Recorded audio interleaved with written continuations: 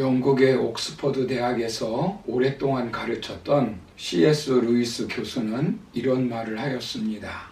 현대인들이 귀신에 대해서 먼저는 귀신을 너무 지나치게 믿는 것과 두 번째는 귀신에 대해서 아예 믿지 않는다는 것입니다. 이 두 가지가 다 편견이라고 그는 지적합니다. 그는 귀신을 너무 지나치게 믿는 사람들은 그 두려움을 통해서 귀신이 지배하기 아주 좋은 사람이라고 말하였습니다. 그런가 하면 귀신을 안 믿는 사람, 이런 사람이야말로 귀신이 공략하기 아주 좋은 대상이라고 말하였습니다. 성경은 오늘 이 땅에서 벌어지고 있는 악한 일들의 배후에는 악한 영들이 존재한다고 가르치고 있습니다. 그래서 베드로전서 5장 8절을 보시면 근신하라 깨어라 너희 대적 마귀가 우는 사자와 같이 두루 다니며 삼킬자를 찾나니 라고 말씀합니다. 즉 배고픈 사자가 먹잇감을 찾아 잡아먹듯이 마귀는 우리를 넘어뜨리려고 한다는 것입니다. 그래서 우리는 늘 깨어 있어야 한다는 것입니다. 귀신은 영체이기 때문에 우리의 눈으로 보이지 않습니다. 성경을 보시면 귀신은 사람의 몸에 들어갔다 나왔다 하는 것을 보게 됩니다.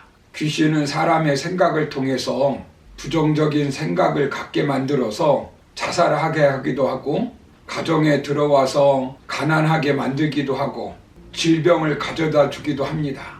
그래서 우리의 적은 눈에 보이는 사람이 아니라 우리의 싸움은 흑암의 원수 마귀와의 싸움입니다. 우리는 공중 권세 잡은 사탄에 의해서 지배받고 있는 이 세상을 사랑과 공의, 자비와 긍휼이 지배하는 하나님의 나라로 만들어야 합니다. 그렇게 하기 위해서는 주님이 주신 권세를 가지고 이겨야 합니다. 주님께서는 악한 세력을 이길 수 있도록 우리에게 권세를 주셨습니다. 그렇다면 우리는 어떤 권세로 악한 사탄의 세력을 이겨야겠습니까? 먼저는 영적 권세를 가지고 승리하려면 이 땅에 하나님의 나라를 이루어야 하고, 두 번째는 삶의 현장에서 하나님이 주신 권세와 능력을 의지하여 맡은 사명을 이루어야 한다라고 지난 시간에 말씀드렸습니다. 오늘 마지막 세 번째로 살펴볼 것은 실패를 두려워하지 말고 담대하게 하나님이 주신 권세를 실현하는 삶을 살아야 합니다. 예수님은 제자들을 파송하면서 전도 활동이 순탄치 않을 것을 말씀하셨습니다. 이미 제자들은 예수님께서 고향에서 배척받는 모습을 두 눈으로 지켜봤습니다. 본문 11절을 보시면 너희를 영접지도 않고 말씀을 전해도 듣지 않을 사람이 있게 될 것이라 라고 말씀합니다. 이때 어떻게 하라고 말씀합니까? 배척당할 때 어떻게 하라고 합니까? 발 아래 먼지를 떨어뜨려 증거를 삼으라라고 말씀합니다. 이런 행위는 유대인의 생활 습관 중 하나입니다. 당시 경건한 유대인들이 이방 땅을 밟거나 여행하고 돌아올 때는 발과 옷에 묻은 이방 땅의 먼지를 모두 떨어내는 관례가 있었다고 합니다. 왜 그렇습니까? 유대인들은 이방인들을 부정한 것으로 여겼기 때문입니다. 부정한 것을 다 털어낸다는 것입니다.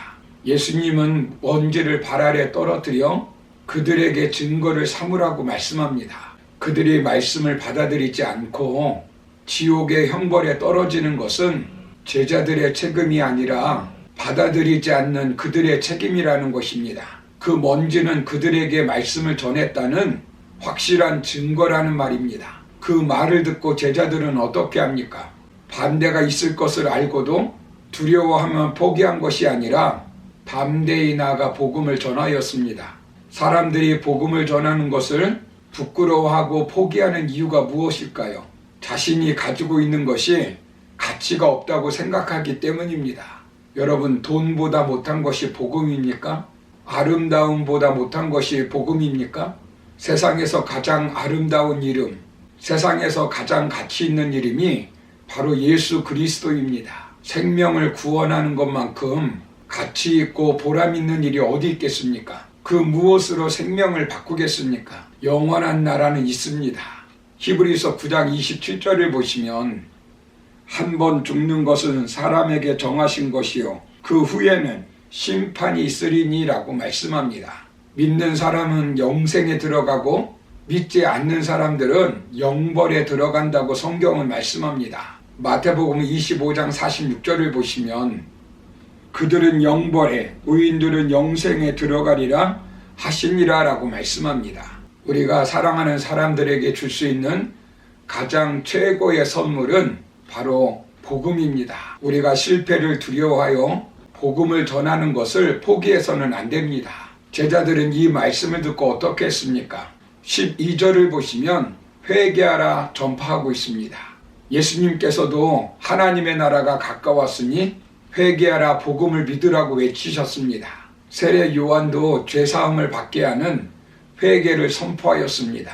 하나님의 나라는 바로 죄악된 삶의 길과 방식을 전격적으로 바꾸어 하나님께 돌이키는 참된 회개로 시작합니다. 복음을 전할 뿐만 아니라 무엇을 합니까? 본문 13절을 보시면 많은 귀신을 쫓아내며 많은 병자에게 기름을 발라 고치더라 라고 말씀합니다. 제자들은 많은 귀신을 내어 쫓고 많은 병자들에게 기름을 발라 병을 고쳤습니다. 우리는 복음을 전하면서 실패를 두려워하지 말아야 합니다. 주님이 주신 권세를 가지고 나아가면 됩니다. 복음은 능력이 있습니다. 실패를 두려워할 것이 아닙니다. 받아들일 사람의 사정을 보면서 저 사람은 학식이 많으니까, 저 사람은 권력이 있으니까, 저 사람은 부자이니까 라는 편견을 가지고 미리 거절할 것을 생각하면서 망설여서는 안 됩니다.